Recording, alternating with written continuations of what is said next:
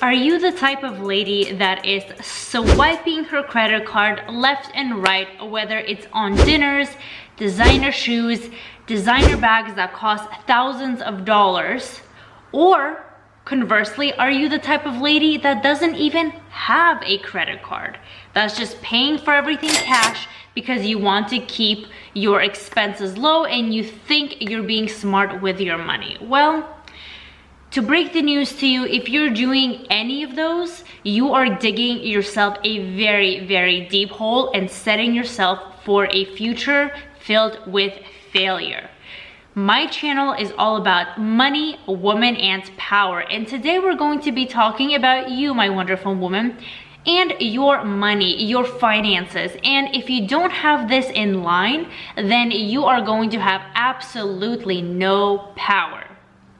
And by the way, my name is Karina. Welcome if you are new here. Do subscribe for videos such as this and like this video, because I promise you, you're going to get a lot of information from this. And why? Sadly, because I know a lot of ladies that don't follow these principles, that either have too many credit cards and are racking up debt, or the complete opposite. They think that by snipping their credit cards in half, they're doing themselves a favor. But I'm going to break down to you why A, you absolutely need to have a credit card, even 5 credit cards, even 10 credit cards, and also conversely, why you are not utilizing your credit card correctly, and you really should not be purchasing the things you think you need. So let's discuss the first thing. Credit cards are meant to make our lives easier, and if we know how to use them correctly, then we get a lot of benefits. And some people really do fear these credit cards. You've been taught growing up that don't get a credit card, don't get too many credit cards, because if you do, your interest rate is going to be high and you're going to be up to your chin in debt. But that is very, very far from the truth. If you use your credit cards correctly, they can actually give you a lot of benefits. For example, I use my credit card for business. I have 2 specific ones that are specifically gotten for the purpose of running ads for my business. I have an Amazon FBA business where I private label products, and a lot of the finances for that needs to be taken to run campaigns within Amazon. The good thing about that is those campaigns are obviously a necessary business expense, but when I use specific credit cards that I researched, then I actually get points, and I have literally hundreds of thousands of free points that I can use towards free flights, free hotels, and all over the world, literally, and it's quite amazing. That is one way to leverage credit cards, but that's only if you know how to do it correctly. Here in America, your credit is everything. It really limits you if you have a bad credit. And ladies, if we're being honest with ourselves here, we need to kind of grow up and make sure we're sustained in all parts of our lives, and that includes having credit. Because if we have horrible credit, if we are chin up to debt, we don't look attractive. We look like we have horrible spending habits. We look like we are just careless, unorganized, and don't know how the world works. And the world today, especially in the USA, if you're from here, which is where I live, the world is ran by credit. And if you have poor credit, that basically strips you from so many things. It strips you from getting or being able to get a car and pay it off monthly, or even getting a loan for anything, getting a lease on whatever it may be, including a house or an apartment. Yes, you might get it. In some worst cases, you might not even get approved. And in other cases, your interest rate is going to be so tremendously high that you're just going to be living paycheck to paycheck to paycheck. And if we're really getting kind of personal here, when you meet your potential partner or a spouse, or let's say you meet an affluent man that really cares for you and you want to build a future, it is very unattractive to have these tremendous debts and credit cards, especially if they're not gathered for good purposes. I have seen so many ladies spending their last dimes and their last pennies and taking credit out for things such as designer purses. I mean, they live paycheck to paycheck, and they save up their money in order to buy a stupid $3,000 bag. I'm all for investing into yourself and looking presentable, but honestly, if you cannot afford it, do not buy it. You should save up for your luxurious items, but only after you have no debt, only after you have invested your money into growing more. And we'll touch on that later. We're actually going to be looking at some credit cards, and I'm going to explain more to you just in case you don't have a full understanding of, for example, why credit cards are actually a good thing and why buying something on a credit card is wrong unless you can pay it off. Let's actually start with that, okay? Say you want to buy a designer bag that costs, or actually let's say a few designer bags, a few Louis Vuittons, a few nice accessories, and I see this all the time. I see girls that can barely afford their rent walking around with pairs of Louis Vuittons or a Chanel bag or Chanel sunglasses, and I know that they can barely afford their rent and they're just living paycheck to paycheck with unstable jobs. So let's say they spend $5,000 a year racking up luxury goods, because as all girls do, most girls, we want to look presentable, we look nice, so we invest that money into a purse and some pairs of shoes and maybe some nice clothing. And let's say you have $5,000. The first thing is, if you don't have $5,000 in the bank, a credit card does not solve your problems. You should treat your credit card as a debit card, meaning a credit card equals physical cash. If you take up a credit card and you say, I have a credit limit of $5,000 and my debit account is zero, my savings are zero, I have zero cash, but hey, I have a credit card that is $5,000. That does not mean the $5,000 are yours. They are being lended to you by the bank in hopes that you're not going to pay it off, because they're going to make so much money off of you if you do not. So why is that? How does that work? Well, it really goes down to your credit, your APR, and your interest rate. And let's break that down for a second. So most people in this predicament, unfortunately, have bad credit. Perhaps they've never had a credit card before, which affects your credit. Maybe they don't have any types of things like that from the past. And contrary to popular belief, a credit card is a good thing. If you keep it in good kind of longevity over a prolonged period of time and you pay it off, that's going to raise your credit, meaning you're going to have better chances getting loans in the future, getting lower interest rates, getting credit cards that actually give you free travel points and things like that, as opposed to actually eating away at your finances even more. So let's say a person is in a situation where they need $5,000 because they want to swipe and get whatever they want. So they're going to apply for a credit card, which is going to give them that $5,000. Unfortunately, if you have no history of credit, you're not going to get approved for good credit cards that will benefit you. You're probably gonna get approved for something with a very high interest / APR rate. Let's just take a look at this website right here. I just basically Googled credit cards for easy approval, and this is what we get. And the reason I Googled this is because if you have no credit history whatsoever, the bank can't trust you. So they're going to say, I can't give you a good credit card. We can only offer you these ones. And this is what came up. Of course, if you're getting a credit card, you should do your research. For example, I have some that are good for I have some business credit cards specifically that are good for my business, that when I spend, they give me back. And that's the mindset you want to have. You want to have a mindset of, how can I invest my money to get more money? Not how can I invest my money so I can suffer more and pay more. So let's take a look at these right here. The name of them is not very important. What they do isn't very important. I want you to take a look right here and look at this APR percentages, right? 25%, again, going up to 25%, 10%, that's pretty good, right? 25%, 27%, 35%. Okay, let's actually go all the way down, 35%. Okay, so what is this 35%? Some credit cards are even worse. Some go up to like 40%.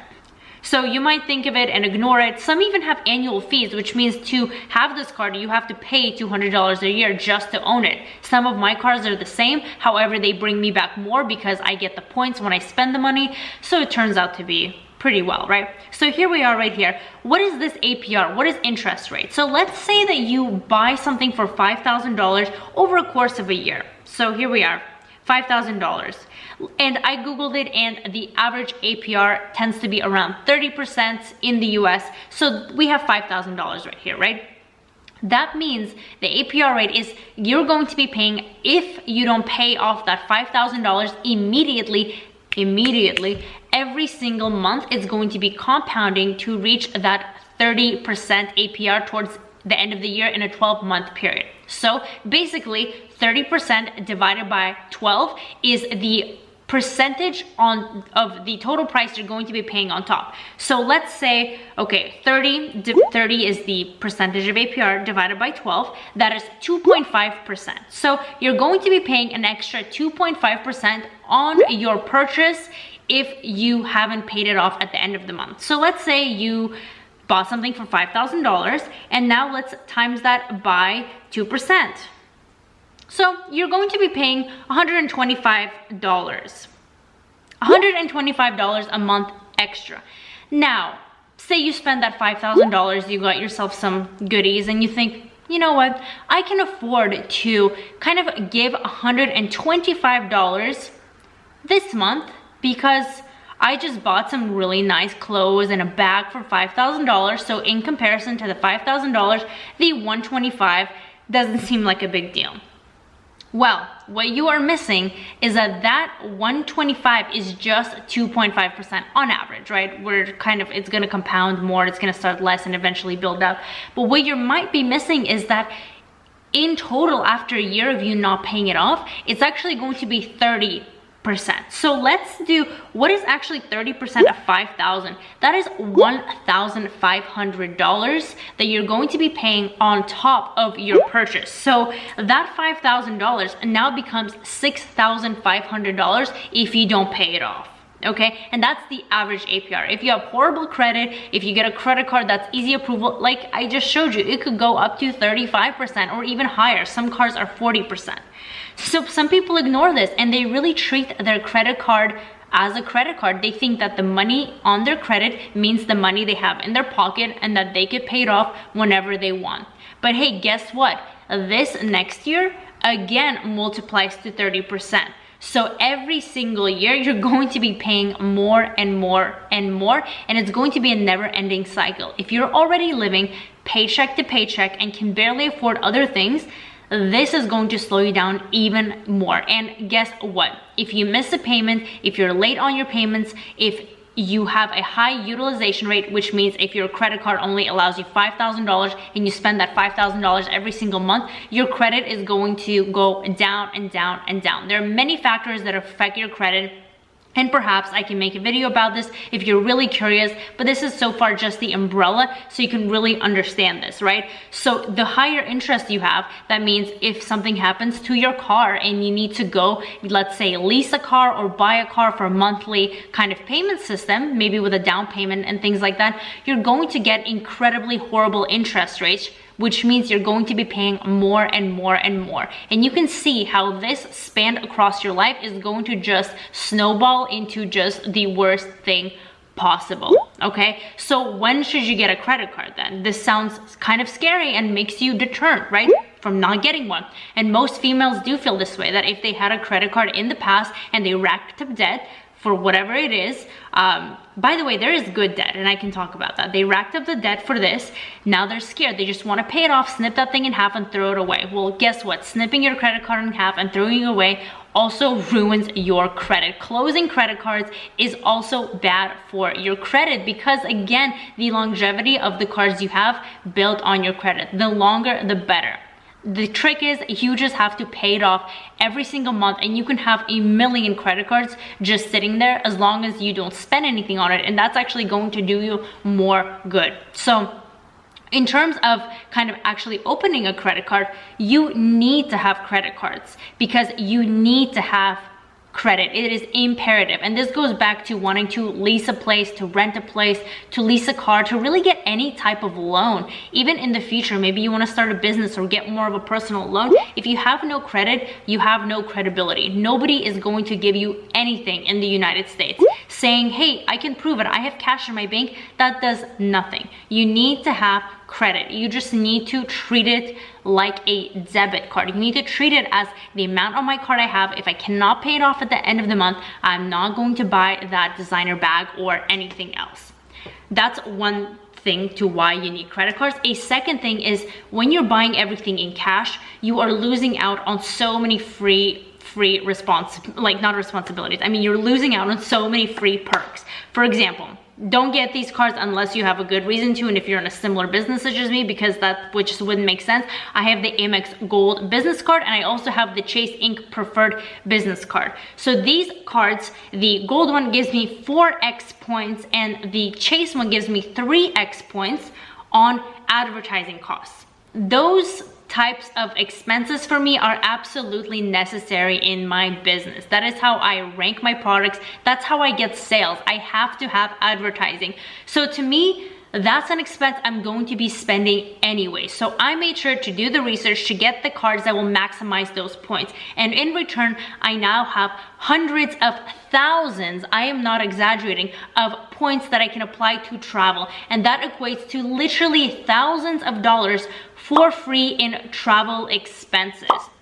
Now, if you're not a traveler, there are other perks, such as you can actually request that in cash form. So you can actually get thousands of dollars in your cash back. So for me, that is an expense that is actually making me money when it's something that I absolutely need to spend it all, right? Credit cards have a positive side to giving you cash back, giving you certain percentages, and in most cases, they're very, very low. But if you're doing something and there's kind of this open window of opportunity with credit cards, such as it's a fixed expense and must be taken, then you can get huge benefits out of it.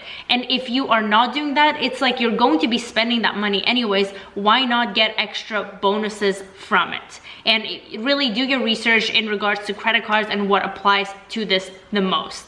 And now let's talk about the last and final thing, and that is good debt, and when to actually take out a loan, when you can actually go into debt. Now, I'm not going to make this a crazy financial video, although I will make videos like this in the future because this channel is about money, woman, and power. But if you're going to be taking out a loan, or if just the mentality based around money is, how am I going to grow this? Okay, let's say you invest $5,000 in luxury items versus investing $5,000 in a business. And by the way, when I started my business, my Amazon FBA business, for one of my products, I spent less than $2,000, and it has made tremendous returns, probably 100x more than the $2,000 I invested. The ROI on my products for that specific under $2,000 I invested ranges anywhere from 40 to 50%. So imagine, every single, let's say $2,000 I invest, I get $1,000 back.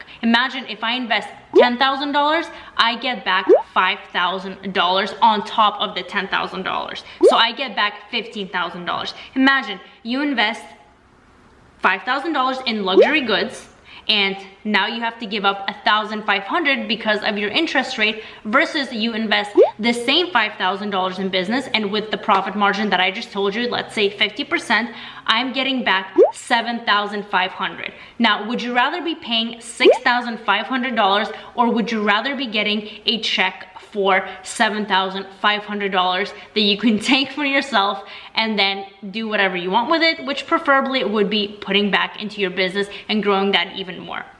And that is kind of the business mentality that I want to share with you here. I'm very, very passionate about business. It has completely transformed my life, and I have a completely different YouTube channel teaching people this Amazon FBA private label business model that I do. If you care, you can check it out. It's into a milli, totally all business. If you don't, this video is still very, very, very beneficial, and you must follow these principles, ladies, okay? Because investing your money in pointless stuff is not going to get you far, especially when you can't afford it. There's nothing wrong with setting aside a couple $100s here and there over the course of a year to treat yourself to something nice, but it becomes a very, very, very danger zone when you're living paycheck to paycheck, you're racking up credit, you're spending all the money you have on these types of goods or whatever, or you know, restaurants, whatever it may be, it is not worth it. And trust me, there is a much better life for you out there, and the other way is not going to get you very far. Let me know your thoughts in the comments down below. Hit the like button and subscribe for more videos like this and many others to uplift you to the top. So it was great having you on here. Do apply these principles, and I will see you in my next video.